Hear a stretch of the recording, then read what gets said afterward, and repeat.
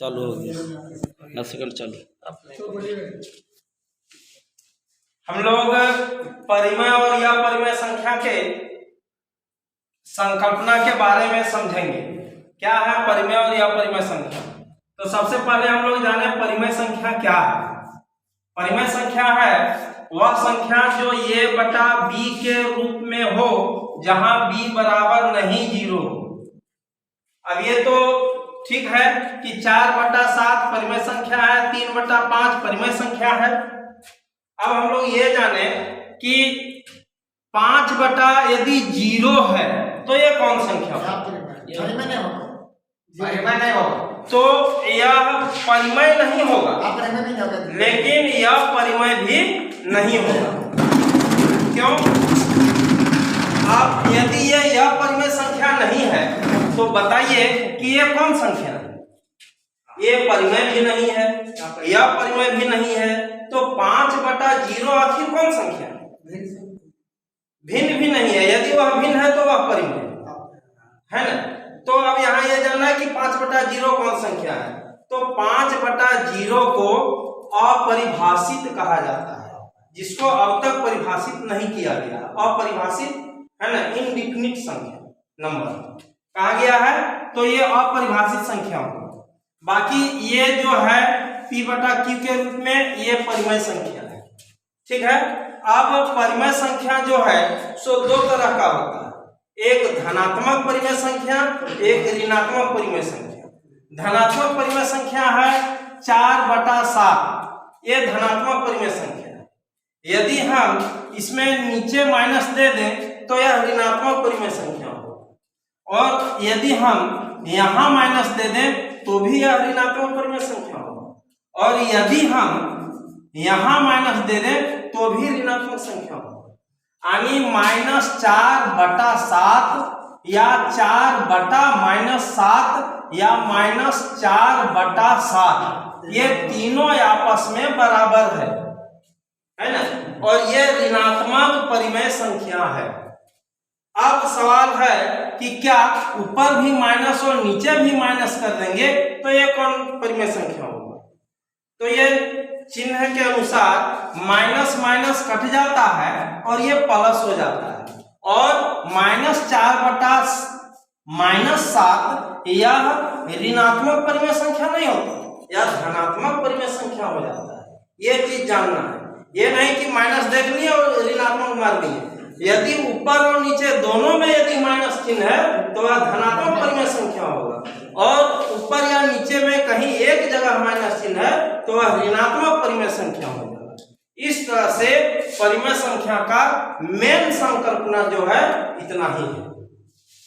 यदि इतना बात समझ में आ गया होगा तो परिमेय संख्या का किसी भी तरह का सवाल यदि आपको पूछ दिया जाएगा आप बेधड़क जवाब दे सकते हैं।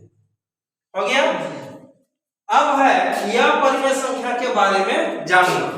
यह परिमेय संख्या, तो यह परिमेय संख्या का पहला परिभाषा है कि जो संख्या न शांत हो, न शांत दशमलव हो, न अशांत दशमलव हो।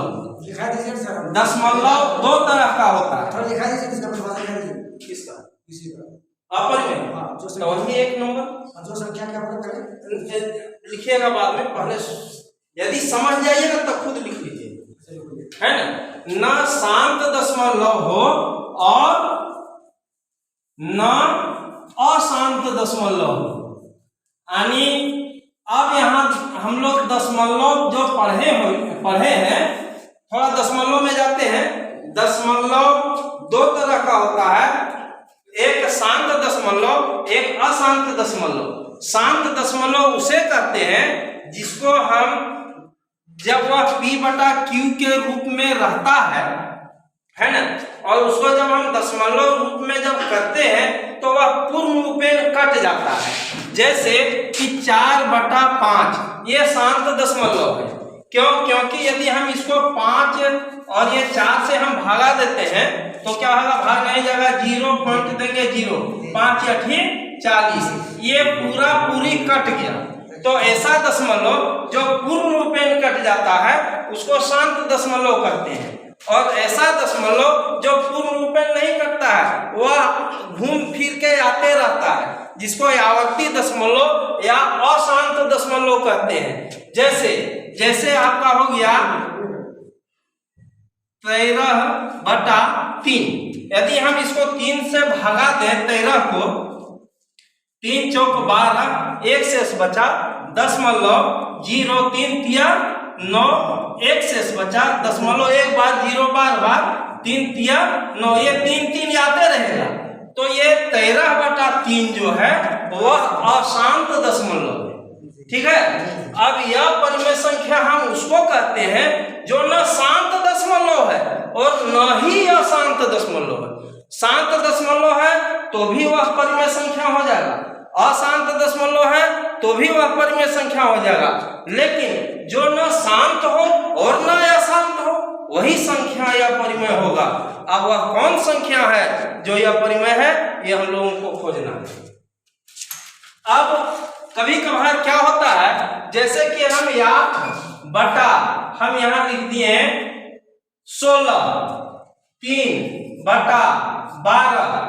ये सब संख्या को यदि पूछ दिया जाए कि बताइए 8/16 या 3/12 शांत दशमलव है या अशांत दशमलव है, तब आप लोग क्या कीजिएगा, तुरंत 16 को 8 से भगा दीजिएगा और 12 को 3 से भगा दीजिएगा। यदि वह पूर्ण रूपेण कट जाएगा तो आप बोल दीजिएगा कि यह शांत दशमलव है, और यदि नहीं कटेगा तो बोल दीजिएगा कि यह अशांत दशमलव है। लेकिन उतना टाइम परीक्षा में नहीं मिलता कि हम भगा दे करके देखें, केवल देख करके ही पता लगाना होता है कि यह शांत है या अशांत है, केवल देख करके। और इसको पहचानने का ये नियम है कि हर का हम गुणनखंड करेंगे, गुणनखंड करने के बाद यदि उसके गुणनखंड में 2 और 5 आवे तो वह शांत दशमलव होगा, बाकी कोई भी संख्या आ जाए वह अशांत दशमलव होगा। जैसे ये 8/16 ये शांत दशमलव है, क्योंकि इसके हर का यदि हम गुणनखंड करते हैं तो 2 गुने 2 गुने 2 गुने 2 ही आता है, यानी 2 आवे या 5 आवे या 2 5 आवे, समझे कि नहीं। हर का गुणनखंड मन ही मन करेंगे, यदि 2 2 में आ जाए या 5 5 में आ जाए या 2 5 में आ जाए तो जान लीजिए कि वह शांत दशमलव है, और यदि कोई दूसरा संख्या आ जाए तो वह अशांत दशमलव कहता है। ठीक है। अब 3/12 आप लोग बता सकते हैं देख करके, क्या यह शांत दशमलव है या अशांत दशमलव है ना? शांत क्यों है? 12 का गुणनखंड करेंगे 3 दूनी 6 दूनी 12, इसमें 3 आ गए, इसलिए अशांत है ना, इसमें इसलिए अशांत है।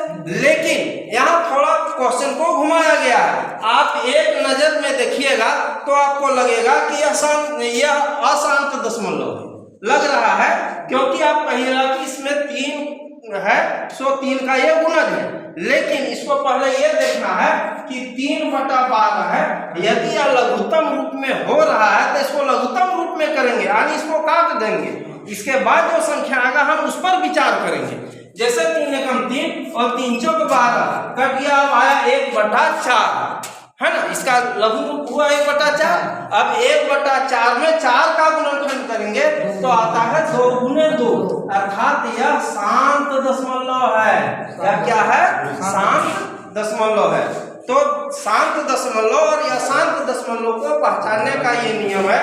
कभी कभार क्वेश्चन दे देगा एकदम छोटा छोटा क्वेश्चन, क्या यह दशमलव शांत है या अशांत, तो तुरंत आप उसको यदि कटता है तो काट लीजिएगा, उसके बाद उसके हर पर विचार कीजिएगा। हर का गुणनखंड यदि 2 या 5 या 2 5 है तो आप उसको शांत मानिएगा, और यदि 2 5 को छोड़ करके 3 7 बीच में कोई एक आ जाए तो वह अशांत दशमलव होगा। और यदि वह नहीं कट रहा है, जैसे ये कट गया, अब यदि नहीं कट रहा तो केवल उसके हर पर हम विचार कर देंगे। जैसे 3/25 यह शांत है या अशांत है? 3/25 शांत दशमलव है या अशांत दशमलव? शांत 25 5 आया तो यह शांत है। तो इस तरह से हम उसको बिना भागा दिए तुरंत हम पता लगा लेंगे कि यह दशमलव शांत है। इस